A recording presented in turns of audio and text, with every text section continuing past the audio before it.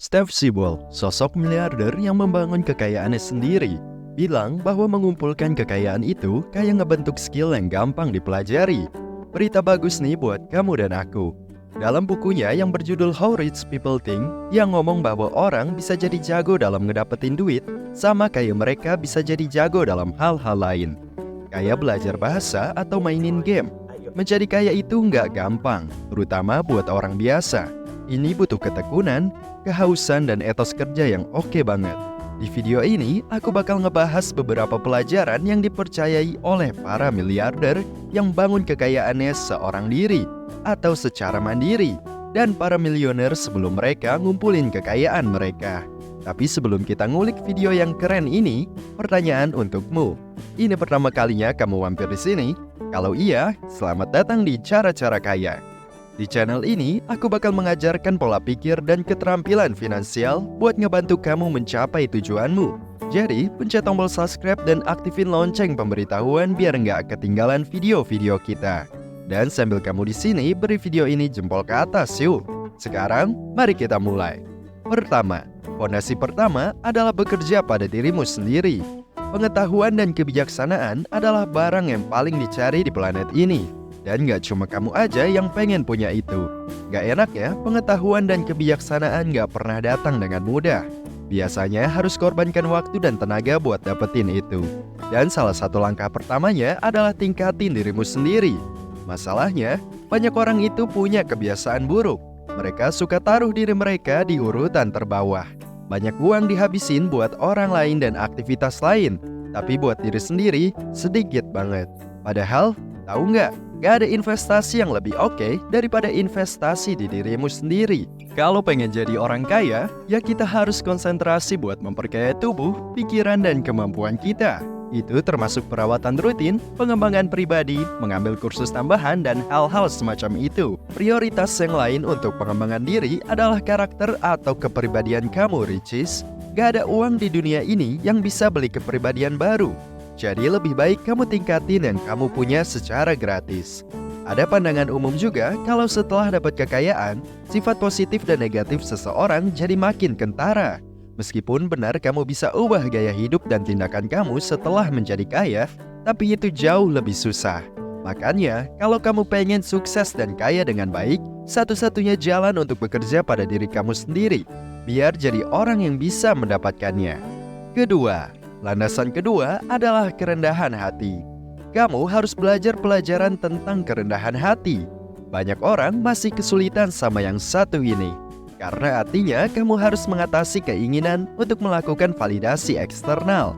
Tapi kalau kamu bisa menguasai hal ini, terutama sebelum menjadi kaya, itu bakal benar-benar menguntungkan. Kalau enggak, kamu bakal cenderung pengen memamerkan semua kekayaan kamu, yang seringkali malah bikin kesan negatif di mata orang lain. Selain itu, kamu bakal boros buat hal-hal yang sebenarnya nggak penting, cuma buat bikin orang terkesan. Hal ini menarik, karena ini adalah sesuatu yang sering dibilangin oleh orang-orang kaya lama, sebab orang-orang yang baru kaya masih kesulitan buat jadi lebih rendah hati. Layak buat direnungin ya, Ricis. Fondasi ketiga, pahami dampak yang akan kamu miliki. Dengan kekayaan, datanglah sejenis kekuasaan. Kamu bakal punya kemampuan buat memberi kepada orang lain baik secara amal maupun dalam keputusan bisnis. Selain itu, kekayaan juga membawa kekuasaan sosial yang signifikan. Dunia akan melihat ke orang-orang kaya dengan harapan bisa meniru kesuksesan mereka. Jadi, tindakan dan kata-kata kamu bisa berdampak besar pada pilihan orang lain. Jadi, bahkan sebelum kaya, memahami bagaimana pilihan dan percakapan kamu bisa mempengaruhi orang lain adalah pelajaran yang sangat penting. Hal ini bisa memberdayakan kamu untuk memberi dampak positif kepada mereka di sekitar lingkunganmu. Fondasi keempat, berinvestasi. Belajar cara menginvestasikan uangmu untuk menghasilkan lebih adalah keahlian hebat. Bahkan ketika kamu punya sedikit uang, memahami investasi bisa sangat menguntungkan seiring kamu berkembang dalam kapabilitas finansial. Misalnya, mendapatkan keuntungan 10% dari jumlah yang besar bisa membuat kamu berada dalam posisi finansial yang stabil seumur hidup. Sebaliknya, Kurang pengetahuan tentang investasi bisa mengakibatkan keputusan finansial buruk yang bisa membuat kamu kehilangan hal-hal yang kamu bangun dengan susah payah. Fondasi kelima, cari hal-hal yang buat kamu bahagia. Ketika kamu punya banyak uang, perhatian kamu bisa dengan mudah teralihkan. Tiba-tiba, kamu bakal punya kesempatan buat ikut dalam beragam pengalaman dan aktivitas yang lebih luas dari sebelumnya. Jadi, kalau kamu nggak tahu apa yang buat kamu bahagia, gampang banget buat ngabisin waktu dan uang di hal-hal baru karena kamu bisa. Namun, punya pemahaman dasar tentang apa yang kamu nikmati bakal memungkinkan kamu untuk menghabiskan waktu melakukan apapun yang kamu cintai. Fondasi keenam, pentingnya punya pergaulan yang tepat di sekitar kamu. Bijaklah dalam memilih orang-orang yang ada di sekitar kamu. Cari teman-teman yang kamu nikmati kebersamaannya dan yang senang berada di dekat kamu. Kalau kamu melakukannya, terlepas dari situasi keuangan kamu bakal selalu dikelilingi oleh orang-orang yang tepat. Kalau kamu nggak belajar pelajaran ini, kamu mungkin akan terkecoh dan berpikir bahwa orang-orang yang kamu anggap sebagai teman sejati sebenarnya bukan berniat seperti itu. Kehadiran kekayaan bisa berdampak buruk pada siapa yang bakal kamu habiskan waktu bersamanya. Karena uang kamu secara otomatis akan membuat kamu lebih populer. Maka dari itu, tahu apa yang kamu inginkan dari teman-teman dan punya jaringan dukungan yang kuat sebelum menjadi kaya akan mencegah kesalahan-kesalahan ini, Ricis. Fondasi ketujuh, hindari rasa cepat puas diri. Hindari rasa berpuas diri yuk. Belajar untuk hindari rasa cepat puas sejak dini.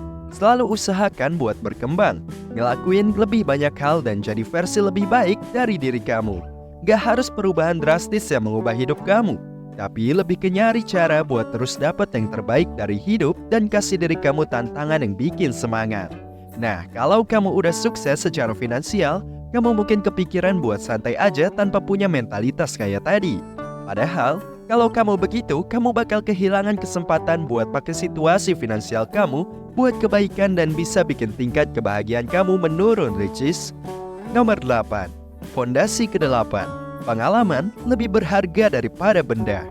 Pas banyak orang mikir soal menjadi orang kaya, biasanya yang kepikiran adalah beli mobil mewah, rumah gede, aksesoris keren, dan barang-barang mahal lainnya. Tapi studi-studi menunjukkan kalau pengalaman tuh bisa bikin kita lebih bahagia daripada benda-benda fisik. Belajar pelajaran ini dari awal bakal ngebuat hidup kamu makin keren. Mungkin gak gampang ngebantah ego kalau kamu punya mobil mewah, atau senang banget punya perhiasan mahal. Tapi kenyataannya, barang-barang mudah pecah itu gak bakal tahan lama dan cepat basi. Sementara itu, kalau kamu ngeluarin duit buat pengalaman, itu bakal kasih kamu kenangan yang akan nempel seumur hidup, Ricis. Kebahagiaannya abadi banget. Fondasi ke-9. Hemat uang itu penting. Gak perlu sampai nyari-nyari kupon diskon belanja bahan makanan. Tapi kamu harus benar-benar hati-hati dalam cara kamu ngabisin duit. Orang-orang yang udah sukses finansial biasanya udah mahir banget dalam hal ini. Mereka nggak beli barang yang nggak mereka butuhin. Duit itu bisa digunakan buat investasi atau buat tujuan amal yang lebih mulia. Kalau kamu udah punya sifat hemat ini, sebelum menjadi kaya, itu bakal ngebantu kamu untuk tetap punya duit dan nggak bakal balik lagi ke posisi awal. Meskipun kayak yang udah aku bilang, nyerbu barang-barang mahal itu cuma nambahin sedikit nilai ke dalam hidup kamu. Fondasi ke-10. Menjaga ego kamu. Sebagai manusia, kita pada dasarnya punya ego. Dan kalau kamu kaya, ego kamu bisa bengkak banget. Kalau kamu udah punya duit, kamu mungkin bakal ngerasa kayak kamu lebih baik dari orang lain. Padahal, ego kayak gini bisa merusak banget. Bahkan kalau kamu kelihatan humble di luar, ngerasa lebih hebat dari orang lain di dalam hati, tetap bisa bikin perilaku kamu berubah. Misalnya, kamu jadi nggak mau kenalan sama orang baru atau nggak mau dengerin ide-ide dari orang lain. Jadi, cari cara buat ngurangin ego dalam hidup kamu bakal ngebantu kamu buat sukses sambil tetap berkembang dan belajar dari orang-orang di sekitar kamu. Fondasi ke-11. Cuan kamu cuma berguna kalau bisa bekerja sendiri. Gak kayak yang banyak orang kira. Menjadi kaya itu gak cuma soal ngehasilin banyak duit. Contohnya, kalau tiba-tiba usaha kamu bermasalah, apa kamu bisa tetap berdiri di dua kakimu sendiri? Gimana kalau kamu kehilangan pekerjaan? Punya alternatif lain gak? Intinya, seberapa banyak duit di rekening kamu gak akan berguna kalau kamu gak punya strategi buat menghadapi kejadian yang gak terduga. Kalau kamu pengen nutupin kekayaan kamu harus nyari cara buat duit kamu bisa bertambah secara mandiri. Bahkan kalau lagi tidur, seperti yang diucapin Warren Buffett. Kalau kamu gak nemuin cara buat dapetin duit sambil tidur, kamu bakal kerja terus sampai mati. Untungnya kami udah pernah bahas ini di video khusus cara membuat uang bekerja untuk kamu. Fondasi ke-12, gak harus beli semua yang lagi kamu pengen. Kalau kamu udah kaya, kamu punya banyak pilihan. Tapi bisa bedain antara yang kamu pengen dan yang kamu butuh, itu kunci buat pertumbuhan keuangan kamu. Sebelum kamu jadi kaya, kamu harus pahamin kalau pengen sesuatu, gak berarti kamu harus beli sekarang juga. Lagian, punya duit buat bisa beli sesuatu sekarang juga nggak berarti kamu beneran boleh ngeluarin duit buat itu. Contohnya, kalau kamu bisa beli rumah gede sekarang, kamu harus mikir juga apakah kamu bisa ngelola dan ngurus rumah itu ke depannya. Gak peduli seberapa kaya kamu, akan lebih beruntung jika kamu fokus ke prioritasmu dan ngeluarin duit buat hal yang beneran kamu butuhin daripada yang cuma kamu pengen doang. Fondasi ke-13, duit itu cuma alat. Kalau kamu lihat dunia ini, kamu bakal ngerasa bahwa sebagian besar orang punya ambisi yang sama, yaitu menjadi kaya raya. Mereka ngabisin hidup mereka buat ngejar kekayaan. Tapi kalau kamu sadar kalau duit itu cuma alat untuk mencapai tujuan, kamu bakal lebih siap buat mencapai tujuan yang sebenarnya, yaitu memenuhi panggilan hidup kamu dan bikin hidup jadi lebih baik dengan kehadiran kamu di muka bumi.